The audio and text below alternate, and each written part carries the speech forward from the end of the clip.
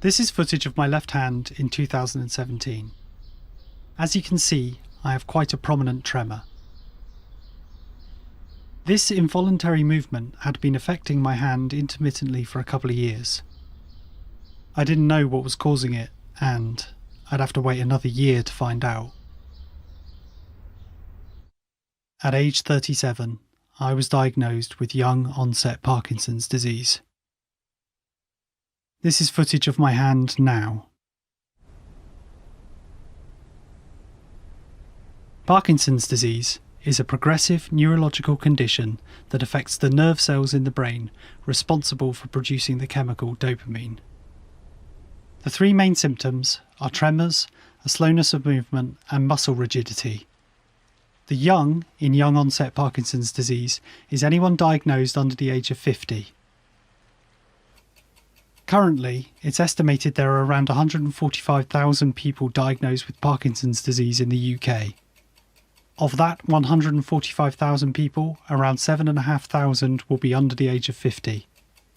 7,500 people. I am one in 7,500. It's weird. I don't actually know when my tremor started. It was so small to begin with, like almost imperceptible. Initially I shrugged it off, I wasn't really worried about it. So I went to see my GP. Whenever I visit the doctors, I always feel like I'm making a fuss out of nothing and I'm wasting everybody's time.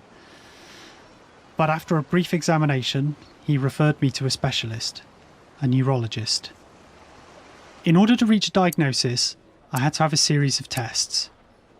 These range from an MRI, not my favourite, a physical examination, touch your fingers on your left hand to your thumb one by one, blood tests, I'm fine with needles, and a DAT scan, surprisingly relaxing compared to the MRI. With Parkinson's, it's hard for doctors and specialists to give an accurate timeline of what's going to happen, as everybody is different. If you read all the information available, the general consensus seems to be you have around 10 good years from diagnosis to things becoming more difficult. 10 good years.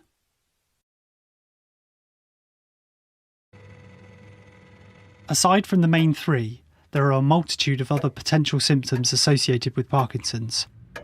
No two people will be the same. You may form very few symptoms, or you may have them all. I liken it to being in a really crap lottery.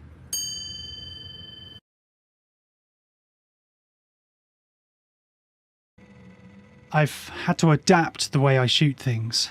My handheld work is nowhere near as steady as it once was. Generally, when I'm shooting, I pull focus with my left hand. If I really concentrate, I can just about do this smoothly, but it's certainly harder than it once was. Eventually, I'll have to stop shooting things myself. Currently, I'm able to manage my symptoms with a relatively good diet and some exercise, but I still have symptoms alongside my tremor. I definitely have bouts of very low energy. I get really tired. Yet, curiously, I have real trouble sleeping. One extremely tiny benefit is I no longer need an alarm clock.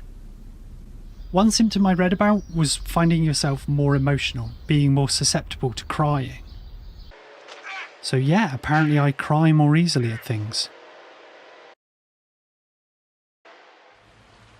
I feel sad sometimes. And anxious other times. But thankfully these spells pass. I told my GP that some days I feel like sitting around and feeling sorry for myself, and other days I want to get out there and get on with it. I was left confused as to what to do. He just smiled and said, maybe a bit of both. I'm really lucky. I have a wonderful support network of friends and family, as well as my GP, my neurologist, my PD nurse, my dog. I don't feel any different. But I've realised gradually my life has changed. like tiny incremental changes that taken on their own mean very little, but the cumulative effect is actually pretty substantial when I stop and really think about it. I was asked recently if I thought Parkinson's disease had ruined my life, and honestly, I've never thought about it in those terms.